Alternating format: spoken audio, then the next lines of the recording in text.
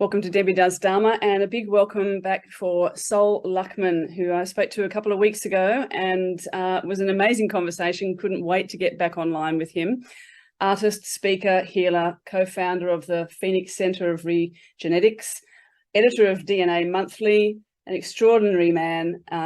Recently just won a silver medal for visionary fiction for his latest offering, Callie the Destroyer. So wonderful to connect with you again, Sol. Thanks for making time for me. Well, thanks for having me, Denby. You know, you're a rock star in our household. My whole family just loves your name. You know, they're just absolutely in love with your name. So just so you know, you're close to our hearts. Oh, that's beautiful. Thank you so much. I used to hate it, of course, when I was a teenager because it was different. It's very cool, and we often say it, just in different accents, and it's become a part of our world. Oh, I love it. I love it. You got to send me some audio of that. Needing more laughter in our lives at the moment, aren't we? With watching what's unfolding and carrying on. What's going on in your little neck of the woods? Just quickly. In terms of all that stuff. In terms of all that stuff, before we get into all the DNA juicy stuff. Gosh, well, there's not a lot because I'm in Florida, which has kind of divested itself from the rest of the insane world out there in many ways in terms of all the policies and whatnot. So here are things you would never know that anything's going on. And then I'm listening to some folks talk about what's going on with them in New Mexico, which is across the country. And, they're having a hard time still. There's still a lot of mandated and also just social pressure to do certain things that aren't very good for you and that sort of thing. So it just depends on where you are. What about in Australia? I've kept my finger on the pulse of that a little bit because I've chatted with Pete Evans and Brendan Murphy and other people. But what's going on in your neck of the woods? Yeah, it's kind of like there's a bit of a lull. And a lot of people have been having some weird dreams. Whether this is a global thing, you'd know more about that than being exposed to that than I am. But there's been lots of weird things happening in dreamscape, and lots of people getting like ramping up with the psychic attacks and no sleep, and just this sense of like something is brewing. Obviously, ahead of the 239 number, and there's that sort of anticipation without wanting to go into fear and panic. Just sort of be prepared and get ready for something. We're not quite sure, but there's also something horrendous happening up in the Pilliga Forest, which is in the northwest corner of New South Wales, in the Narrabri region, which is known as the food bowl here in New South Wales, not just for this state, but pretty much for most of Australia, excuse me, and also we export a lot of food around the world. And they're a large mining gas fracking company called Santos is planning to put 850 drills down in that forest region, basically going into the Great Artesian Basin, which is the world's largest natural water supply, as you know, and basically going to corrupt that because they want to get gas, etc. And the locals that are up in arms. I mean, it's a worldwide concern. So we're just trying to raise awareness around that at the moment, because if that goes down literally overnight, all these environmentalists and activists are saying that pretty much the whole of Australia will get all the water, and the aquifers of the farmers will get polluted, but will turn into an entire desert very quickly. Goodness gracious, one of my favorite bands when I was in college and for several years after college was Midnight Oil. Oh yeah. Of course, they were constantly singing about these kinds of issues, and so the more things change, the more they stay the same. It seems to be.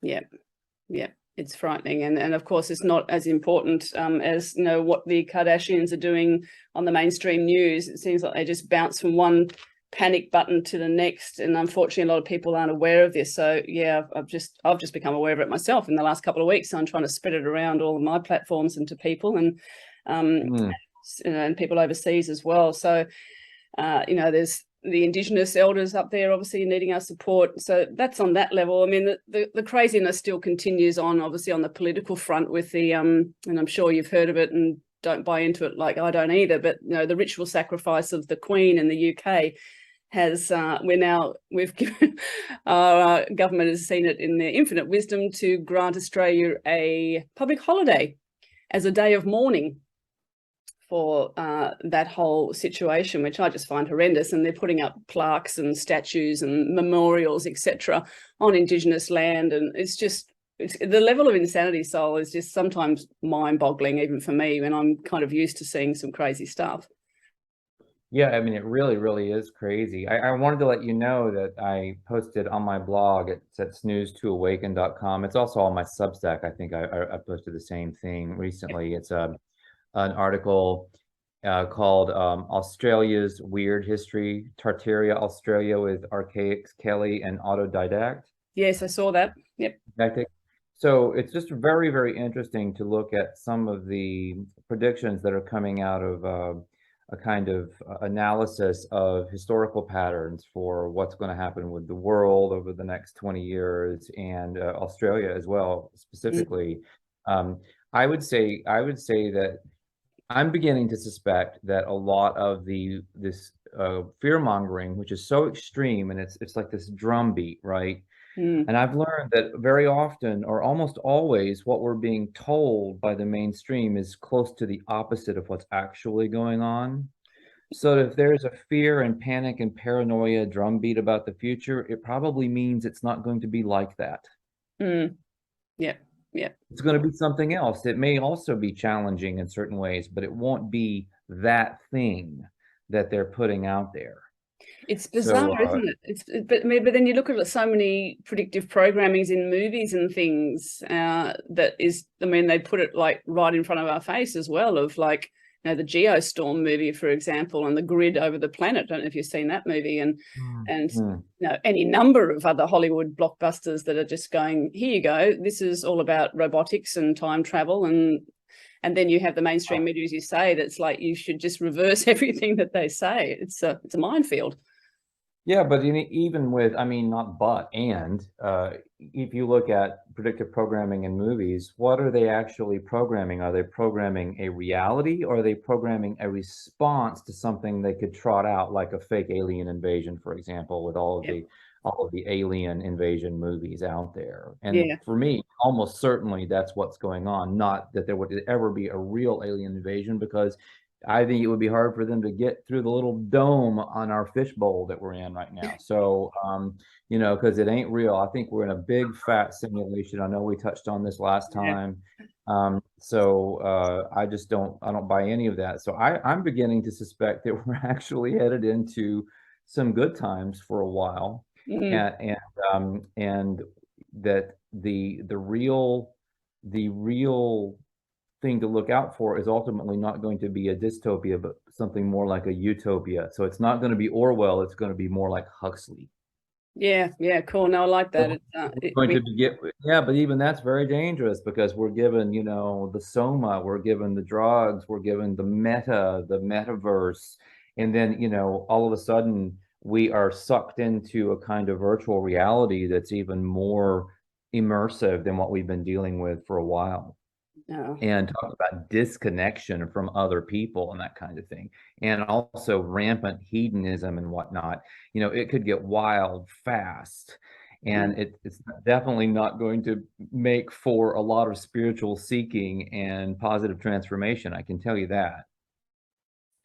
Yeah, it's I watched The Matrix Resurrection, the latest one, the other night, and I was just like, whoa. And that it's as far as, you know, messaging there, it's like, I know there's some of the robots there that have, sorry, spoiler alert for anyone listening, but one scene is there's a few robots that actually are working with the humans because they've rebelled against their own AI family, quote unquote, and they're helping the humans. And so, I mean, it's just round and round and go. I literally just wrote on my Instagram this morning, Sol, of like, because I got a few people who are saying, you know, oh, we should, in regards to this September 23, blah, whatever. And now, should we do gatherings? Should we get together and try and counterbalance this and counteract this and meditate and all that sort of things? And I'm like, yes, it's such a fine line, isn't it? Because obviously not, you know, getting sucked. We know enough dark stuff at this point. And you and I certainly have seen and are aware of those other agendas that feed into everything. So we don't need to keep going down the rabbit holes. But you can't sort of go to the other side and just be all peace, love, and mung beans and just pretend things aren't happening either. You've got to sort of find a fine balance of, you know, discerning where you put your energy. And I think for me anyway, I think it's almost like shit has to happen now to a high degree in order to wake up more or stimulate more of the people in that collective matrix, as you say, the simulation. And it's almost like it's a given. And so when we, even if we're trying to interfere from a positive perspective of trying to wake people up and show them what's going on, it's still interfering with free will in a way, isn't it? Because we're trying to influence and change people's experience of what they need to go through in order to have them suddenly recognize, you know, what's really going on. What are your thoughts? Yeah, free will. That's certainly a rabbit hole. I mean, I can see your point definitely that you're influencing people, but isn't that what we are as influencers? Haha, you know, that's such a funny term. I hate that term, but Yeah.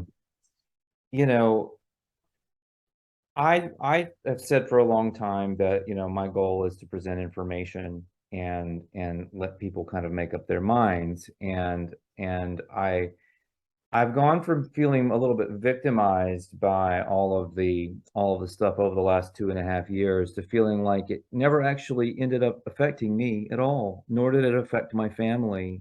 And I'm beginning to believe that and I'm following some of the models that Jason Brashears of Archaics is putting out, and they dovetail very well with a lot of my own. And he has a kind of model of how the simulation works, where you have a collective experience that is mapped onto the simulation. And it's very hard to change that. But then within that, you have what you would call free will, where you can create individualized experiences that might have very little to do with what's going on in the rest of the matrix. And you could have an abundant life, you could have miracles, you could have wonderful communities, you could have extraordinary decentralized platforms and villages and everything in the world happening outside the matrix, and they would be just fine even in a large scale catastrophe. I love that. It's just manifest that, shall we? You know, ramp that one. Think about it. It's very empowering. If this is right, I mean, if it's wrong, it's wrong. But if it's right, then we are very, very empowered to interact with the programming of this reality, to create our own reality. It's like what we've been saying, so many of us in the consciousness movement for so long, is that we are creating our reality. For a long time, I feel like people don't really know what that means, but we're beginning to put together pieces of how that's done and how you interact with whatever you want to call it, the matrix, the simulation. If you want to call it reality, that's fine. Just realize it's not real, and you're good to go in my book. You know, in any case, there are tools that we can use and certain actions that we can take, certain mental foci that we can entertain that will really help us, at least on an individual level, navigate this craziness. And I also suspect, I just want to say this, that all these people that maybe I was trying to save at one point for so long, many of them probably are just aspects of the simulation. They're not real. They're NPCs. Yeah. I think we can just stop worrying about the rest of the world and do our work with integrity and worry about ourselves. And I don't really mean worry, I mean focus on ourselves and live by example. And anyone who can be saved will follow the example. They won't really follow your words. People don't listen. They never have. Yeah. I'm so with you there, Sol. It's like I've gone around a few cycles of my own cathartic process to come to that space now, after being really gung-ho in the beginning. And now it's just like, it's about, you know, self-love. We've been operating from the opposite end of that bandwidth in selfishness, as in, you know, it's all about me from that perspective. And now it's like, well, it is actually all about me. We've got to embody what you just said so beautifully, is that, you know, we do have all that, you know, power, that empowerment within ourselves, and we can change our reality with our thoughts. But we say all this stuff, it's like lip service. And now it's like, okay, here's a real time, quote unquote, experience for you to really get what that means. And it feels like a lot of people, even if we've been doing spiritual work like myself for many years, it's like, oh, I'm really sort of getting it to another level of like, this is the power. And this leads us in beautifully to the whole DNA thing, because, you know, the whole junk DNA, etc. story. Like, can you just imagine what we're going to be capable of when we unlock whatever that other aspect of, you know, in our genetics is, our energenetics, as you say, and I've called it that years for as well. Reading your book, I was like, oh, awesome. You know, use that term. It's Intergenetic. energenetic, yeah. Yeah, that's a great term, isn't it? That certainly wasn't original, but it fits so beautifully in my work. Yeah, no, I love it. It's great. Before we You know, go, I want to oh, say sorry, something go on. before we turn to the genetic aspect, if you don't mind. I wanted to kind of offer my thoughts on how to interact with reality more productively, Great. just Go. on an everyday basis for people, and maybe even give an example that might help people understand how this works. So, and you can even tie this to what I write about in Potentiate Your DNA with the 3 eras of medicine. And you've got, you know, these 3, I don't know, they are eras. That's what Dr. Larry Dossey called them. But one is sort of like genetics, the second one is epigenetics, and era 3 is metagenetics. And so it goes from kind of a body focus, a materialism in era 1 to era 2 being about your thoughts, and that's epigenetics, and then era 3 being about your connection with your higher self or with source, and it's a non-local phenomenon, and that's era 3 metagenetics. Yeah. So if you think about the different techniques that are used to affect reality, to impact reality, let's start with just thinking. If you're just thinking, you're kind of in your head, you're internalized in a way that you're not interacting with your external environment as positively as you might. And I would argue that just thinking never accomplishes much of anything. Yeah, for sure. Then in my book, Potentiate Your DNA, I took this idea of the power of positive thinking, which there's not really any power in positive thinking. It's not got the power in it. It's the positive thinking is like an arrow. It's a direction finder. But then you have to actually give it some power. And the first level of that, I would say, is the power of positive feeling.